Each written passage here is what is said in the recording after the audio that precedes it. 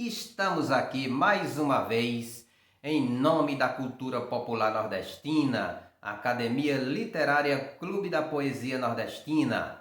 Em homenagem aos pais, essa live que é dedicada toda especialmente aos nossos pais nesse dia tão especial. Quero aqui cumprimentá-lo com todo carinho ao seu Pedro Pastor, aí na comunidade Pio X, conhecidamente como Pio X, no estado do Ceará, né? Região de Umari. Também o seu Valdemar Pastor, toda a família Pastor, o seu Lorival Pastor em Brasília, Geraldo. Ô Geraldo, que Deus te abençoe aí com muito carinho. É em nome de vocês que eu quero abraçar com todo carinho a todos os pais do nosso Brasil.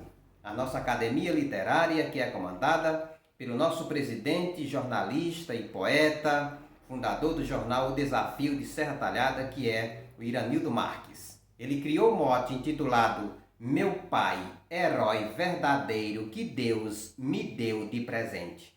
E eu, Josivaldo Dias, aqui de São Raimundo Nonato, sudeste do Piauí, desenvolvi essa glosa que diz: foi pedreiro e carpinteiro, foi humilde agricultor, no roçado foi doutor, trabalhava o dia inteiro, um destemido guerreiro, honrando sua patente. Foi pai e amigo presente, um eterno companheiro, meu pai, herói verdadeiro, que Deus me deu de presente. Que Deus abençoe ricamente, envelheçam com saúde.